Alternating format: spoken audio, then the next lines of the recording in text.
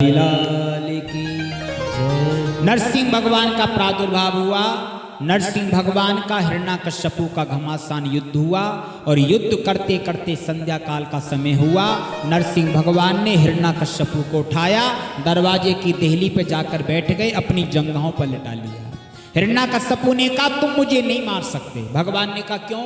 बोल मैंने बहुत वरदान मांग रखे हैं। भगवान ने कहा मैं तेरे सारे वरदान पूरे करूंगा, बता क्या मांग रखा है। बोल दिन में मरू ना रात में। भगवान ने कहा ठीक से देख, ना दिन है ना रात है, संध्या काल है, फिर भी नहीं मार सकते। ऊपर मरू ना नीचे। नरसिंह भगवान ने कहा ना तू आसमान में ना धरती पर, बीच मेरी गोदी में है, फिर भी नहीं मार सकते। भीतर मरू ना बाहर।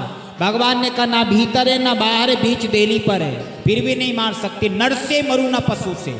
नरसिंह भगवान ने कहा नाम में नर हूं नाम में पशु हूं, आधा नर आधा सिंह नरसिंह हूं, फिर भी नहीं मार सकते। अस्त्र से मरू ना शस्त्र से। नरसिंह भगवान ने कहा ना मेरे हाथों में अस्त्र है ना शस्त्र है, ये बड़े बड़े जो नाखून दिख रहे इससे तेरा ऑपरेशन करूंगा, फिर भी नहीं मार सकते। क्यों? ब्रह्मा की सृष्टि में बनाए हुए जीव मेरा वध नहीं कर सकते। नरसिंह भगवान बोले बेटा ब्रह्मा हमको नहीं बनाता, हमने ब्रह्मा को पैदा किया है। अब बता तेरा क्या बचा है? बोल मेरा अंतिम वरदान, 12 महीने में से किसी महीने में मेरी मृत्यु नहीं हो सकती। नरसिंह भगवान ने कहा बेटा तेरे इस वरदान को पूरा करने के लिए मैंने एक एक घड़ी एक एक पल एक एक तिथि इकट्ठा करके मैंने अधिक मास का निर्माण किया है। नहीं तुझे तो मैं पहले बहुत पहले मार सकता था। अब कुछ बचा है? कुछ नहीं। बड़े बड़े नाखून उसके पेट में डाले और बीच में से उसे फाड़ दिया। बोलिए नरसिंह भगवान की। नरसिंह भगवान का क्रोध शांत नहीं हुआ, प्रहलाद को गोदी में डाला।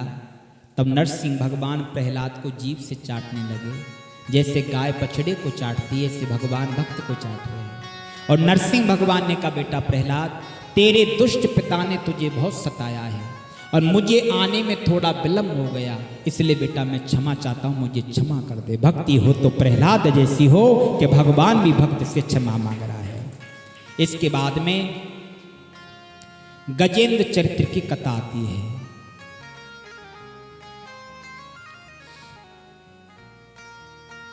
एक गज था, त्रिकुट नाम का पर्वत था, उस पर एक बहुत विशाल गज रहता था।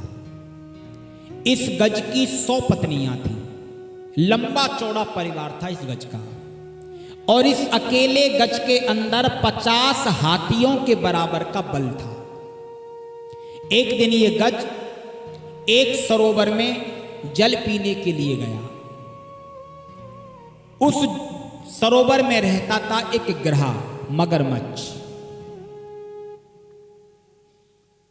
ये सरोवर में घूम घूम करके सूंड में पानी भर भर के नहाने लगा, घूम घूम के पूरे जल को गंदा कर दिया। ग्रह रुष्ट हो गया और ग्रह ने इसका पैर पकड़ लिया। अब गज क्या सोच रहा है, कोई छोटा मोटा जीव होगा, मजाक कर रहा होगा, इससे मेरी ताकत के बारे में पता नहीं है। जब इससे मेरी ताकत का पता चलेगा कि मेरे अंदर 50 हाथियों के बराबर का बल है, तब ये मेरे चरणों में गिर के मुझसे क्षमा मांगेगा। गज ने ध्यान नहीं दिया। अब गिरा भीतर ही भीतर गज का रक्त पीने लगा। गज जब निर्बल होने लगा तो गज ने पत्नी बच्चों से कहा रे मुझे बचाओ। तो पत्नी बच्चों ने सूंड में लाई और गज को बाहर खींचने का प्रयास किया। खींचते खींचते 27 दिन हो गए, ग्रह ने नहीं छोड़ा।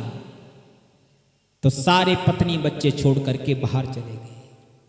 यहां आकर के गज को वैराग्य हो गया। ये हाथी का हाल नहीं है, गज का हाल नहीं है, हम सबका भी यही हाल है। हम हाथी की तरह अहंकार लिए घूम रहे हैं। मेरा कोई क्या बिगाड़ेगा, मेरा कोई क्या बिगाड़ेगा, मेरा इतना परिवार, इतनी दौलत, इतनी मेरी पहचान, ये सब अहंकार ये मनुष्य को हाथी की तरह कर देता है। हाथी की नाक बहुत बड़ी होती है, सूंड, ऐसे हम लोग भी प्रतिष्ठा की नाक लगा के घूमते हैं, कहीं समाज में हमारी नाक ना कट जाए। ये अहंकार लेकर जो जीव घूमता है वो अहंकार कब टूटता है? जब मगर पैर पकड़ता है। मगर कौन है? जरा। जरा यानी बुढ़ापा। जब बुढ़ापा रूपी मगर जब पैर पकड़ता है बुढ़ापे में, सबसे पहले कहाँ पकड़ता है? घुटने खराब होते हैं साहब, चलना मुश्किल हो गया, घुटने खराब हो गए, समझ लो मगर ने पैर पकड़ लिया। होशियार हो जाओ, ये मगर जकड़ता ही चला जाता है।